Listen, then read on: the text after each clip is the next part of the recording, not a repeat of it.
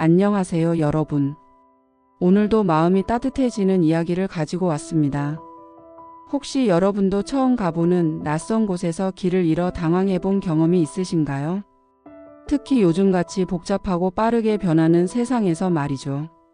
스마트폰이 있어도 내비게이션이 있어도 정작 낯선 곳에 혼자 서 있으면 막막하기만 하잖아요. 오늘 들려드릴 이야기는 바로 그런 순간에 일어난 정말 마음이 뭉클해지는 일입니다. 지방의 작은 도시에서 평생을 살아온 한 어머니가 있었습니다. 올해로 65. 자식들을 다 키워내고 이제는 혼자 살고 계시는 분이었죠. 그 중에서도 특히 걱정되는 게 서울로 취업해 혼자 살고 있는 막내 아들이었습니다. 아들이 서울로 올라간 지 이제 6개월. 처음엔 자주 안부 전화를 주고받았지만 요즘엔 회사 일이 바쁘다며 연락이 뜸해졌죠.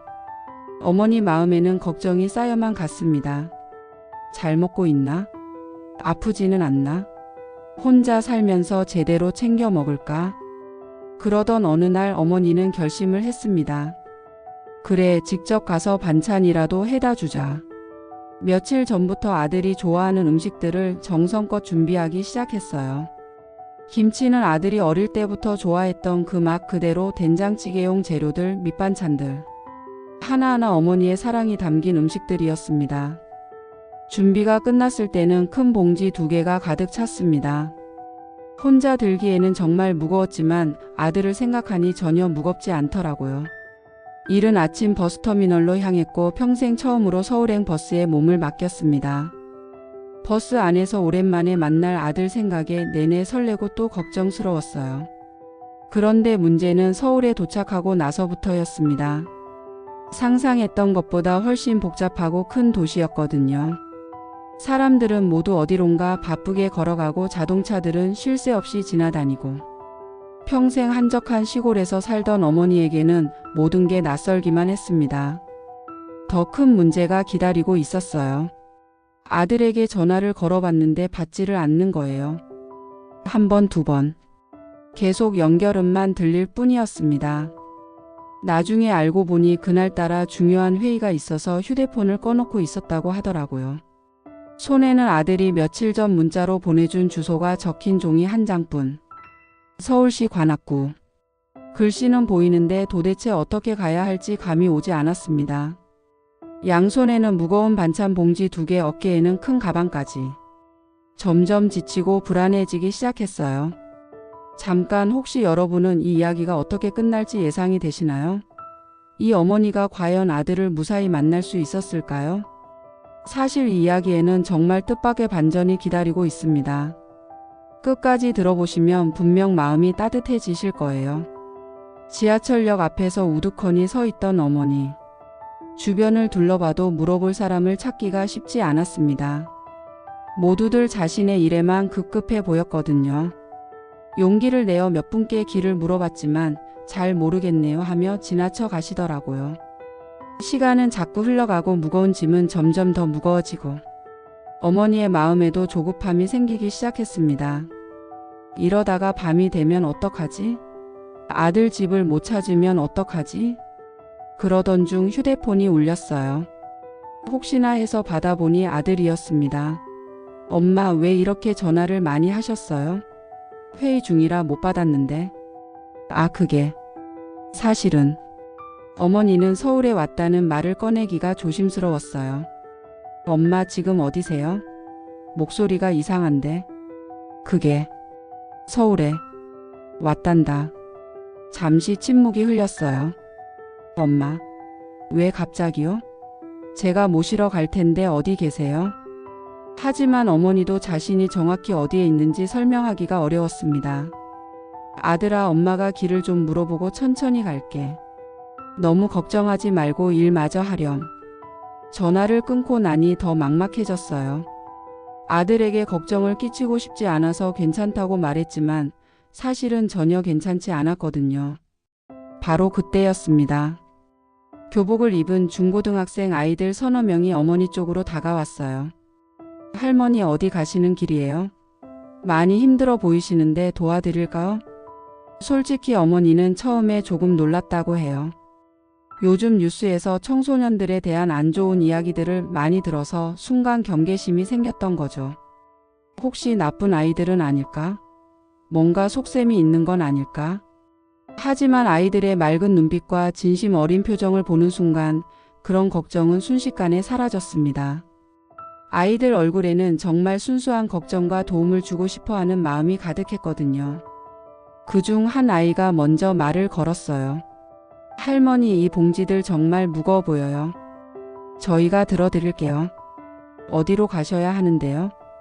다른 아이들도 자연스럽게 어머니의 무거운 반찬 봉지를 나눠 들어주었습니다. 아이고 고맙구나. 이 할머니가 길을 몰라서 헤매고 있었는데. 어머니는 손에 꼭 쥐고 있던 주소가 적힌 종이를 아이들에게 보여주었어요. 아이들은 그 종이를 꼼꼼히 들여다보더니 서로 고개를 끄덕였습니다. 아, 관악구요. 여기서 지하철 타고 가야 해요.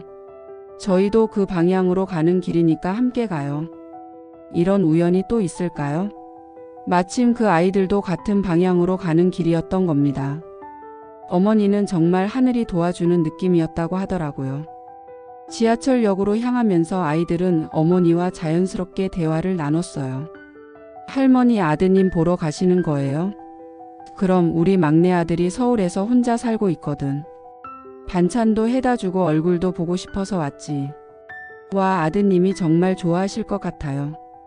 아이들의 순수한 말에 어머니도 웃음이 나왔습니다.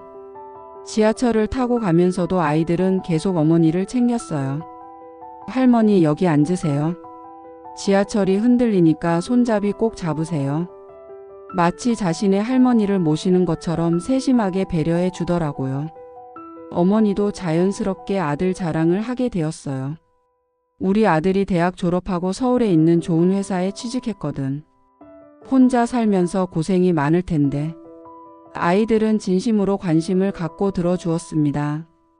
어머니의 마음이 얼마나 뭉클했을까요? 드디어 목적지 근처 역에 도착했습니다. 하지만 역에서 나와도 여전히 길은 복잡했어요. 아이들은 포기하지 않고 어머니와 함께 걸으며 주변을 살펴봤습니다. 할머니, 아드님이 사시는 아파트 이름이 뭐예요? 한신 아파트라고 하더구나. 아, 저기 보이는 저 큰 건물 같은데요. 가까워요. 조금만 더 가면 돼요. 마침내 아들이 사는 아파트 단지 앞에 도착했습니다. 아이들은 마지막까지 아파트 동과 호수를 확인해주고 무거운 반찬 봉지도 아파트 입구까지 들어다 주었어요. 할머니, 조심히 들어가세요.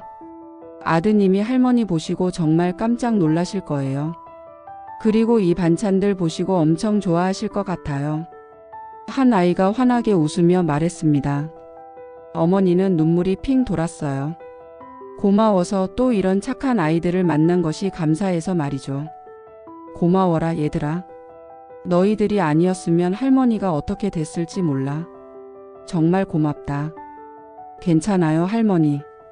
저희도 나중에 우리 할머니가 이런 상황이시면 누군가 도와드렸으면 좋겠어요. 당연한 일이에요.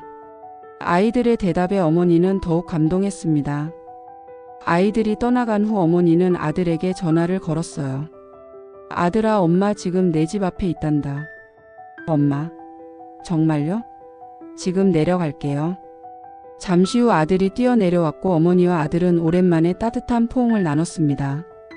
아들은 어머니가 준비해온 반찬들을 보고 정말 좋아했어요. 하지만 그보다도 어머니가 무사히 도착한 것에 더 안도했죠. 어머니는 아들에게 오늘 있었던 일을 자세히 들려주었어요. 길을 잃어 당황했던 일부터 착한 학생들이 도와준 이야기까지. 아들도 감동했습니다.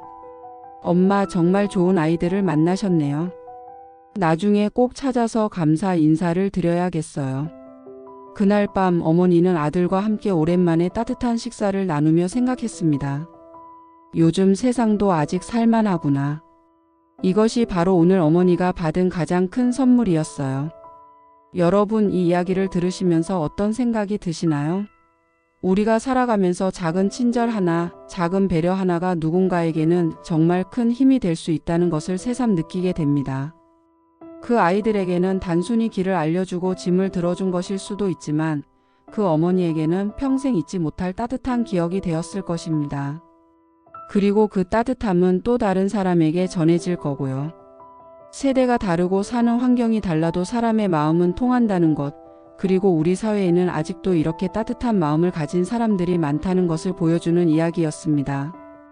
특히 요즘 청소년들에 대한 부정적인 시각들이 많은데 오늘 이야기 속 아이들처럼 정말 착하고 예의 바른 청소년들이 훨씬 더 많다는 것을 말씀드리고 싶어요. 그들의 작은 친절이 한 어머니의 하루를 아니 인생을 바꿔놓았잖아요. 여러분도 일상에서 이런 작은 친절을 베풀 기회가 있다면 주저하지 마시길 바랍니다.